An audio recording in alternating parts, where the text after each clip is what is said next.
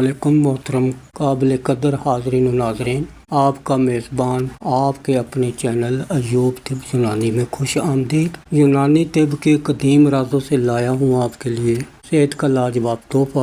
Video मुकम्मल सुने, अमल करें। और तो शुरू आज के खास मौजू की बात। ईद कुर्बानी करीब है भैया, सेहतमंद जानवर खरीद रहे हैं, लेकिन क्या आप जानते हैं कि जो जानवर खरीदा इसका गोश्त गुस्सा, सुस्तीपन या चिड़चिड़ापन आपके अंदर भी मुंतकिल हो सकता है। जी हाँ, तिब्बी कहावत है जैसा अन्न वैसा मन, यानी जैसी ग़िज़ा वैसा दिमाग। आज मैं जानकारी कराऊंगा कि कुर्बानी जानवर का मिजाज हमारी सेहत और अखलाक पर क्या असर। नंबर 2, अलामात जानवर का मिजाज इंसान पर। ये कैसे पता चलेगा कि जानवर के मिजाज का असर हो गया।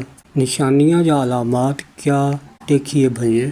अगर कुर्बानी का जानवर बहुत ज़्यादा गुस्सैला, अड़ियल या जारहाना मिजाज का है तो उसका गोश्त खाने से इंसान में ये अलामात ज़ाहिर हो सकती हैं। अचानक गुस्सा आना, चिड़चिड़ापन, तबीयत भारी, सुस्ती का छा जाना। अक्सर जानवर सुस्त और चर्बी वाले होते हैं, उनके खाने से नींद ज़्यादा, डरावने ख्वाब। अगर खुश्क मिजाज का जानवर है तो उसके खाने से मैदे में तेजाबियत और जलन का होना। भैया ये बारीक बीनियाँ हैं टिप में, तो इसका हल क्या है। गोश्त खाते हुए किन बातों से परहेज।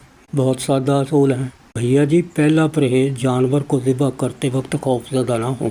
खौफ की हालत में जानवर के जिस्म में जहरीले हार्मोन्स जो गोश्त को भारीपन, लिहाजा जानवर को प्यार से ज़िबा करें। नंबर 2 है भैया, गोश्त को लगातार तीनों वक्त ना खाएं, दरमियान में सब्जियों और दालों का वक्फा दें।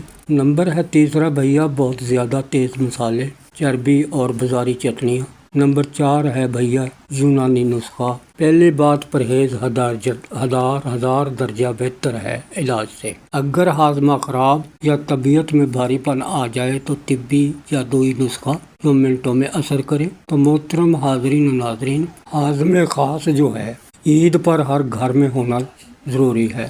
सौंफ 50 ग्राम जो मैदा को ठंडा, पुदीना खुश्क 30 ग्राम जो रिया और गैस को ख़त्म, जीरा सफ़ेद गोश्त को हजम, काली मिर्च 10 ग्राम भारीपन दूर, काला नमक 20 ग्राम हाजमे को तेज। इन तमाम चीज़ों को साफ करके बारीक पाउडर बना लें।